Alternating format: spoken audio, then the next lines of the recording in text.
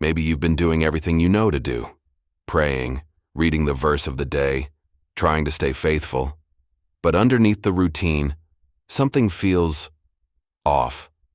Like you're checking all the right boxes, but your soul still aches. You're not sure what's wrong, you just know you're not full. And maybe that ache isn't because you're weak. Maybe it's because you're thirsty. Not thirsty for more noise, not for more religious activity. You're thirsty for something real, something alive, something that doesn't just touch the surface but reaches the depths of you, something that can satisfy the places even you can fully name.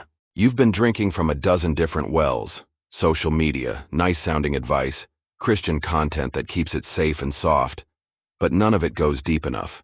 You were made for living water, the kind Jesus offered to a woman who thought she'd have to keep hiding forever. She came to the well with shame, carrying jars and expectations and regrets, and he looked at her and said, "If you knew the gift God has for you, and who you're talking to, you'd be asking me, and I'd give you living water." That offer wasn't just for her. It's for you. Right now.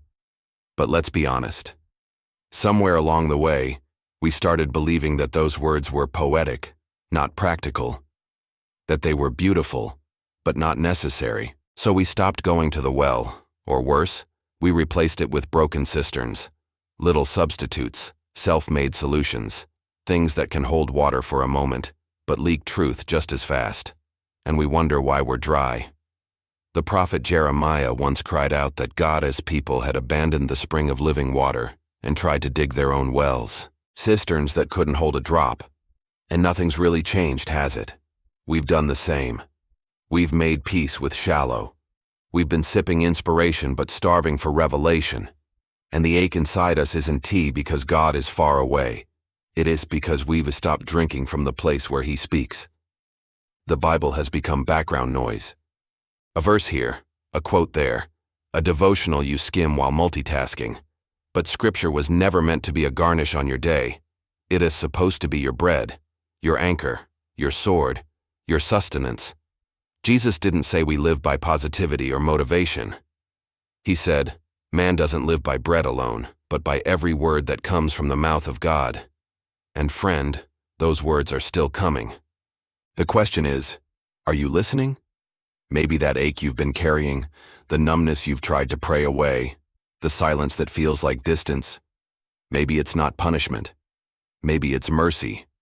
A divine hunger pang calling you back to the only place where your soul gets full. Don't just go through the motions. Don't live half awake, surviving on half-truths and soft sermons. Open the Word, not like a textbook, not like a checklist, but like a letter, like food, like fire. Let it break your silence. Let it rewire your mind.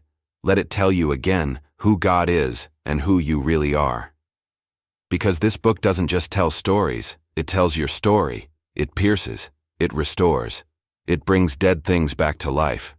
Hebrews says it's alive, sharper than any double-edged sword, not because the words are magic, but because the Spirit still moves through them. And when you sit with them long enough, He'll move through you too. So maybe this is the invitation you didn't know you needed.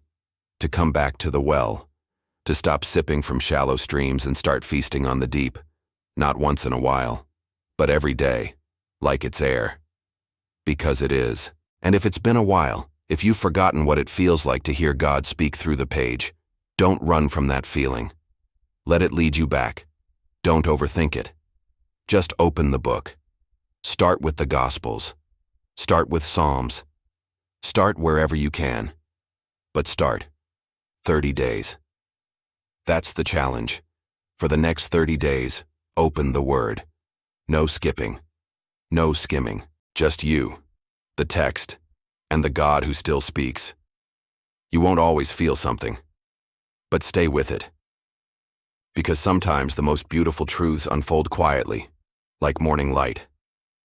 And one day you'll realize, the dryness is gone, the thirst is quenched, and what filled you was Him all along. Welcome back to the well. Welcome back to the flame. Welcome to Beyond the Shallows.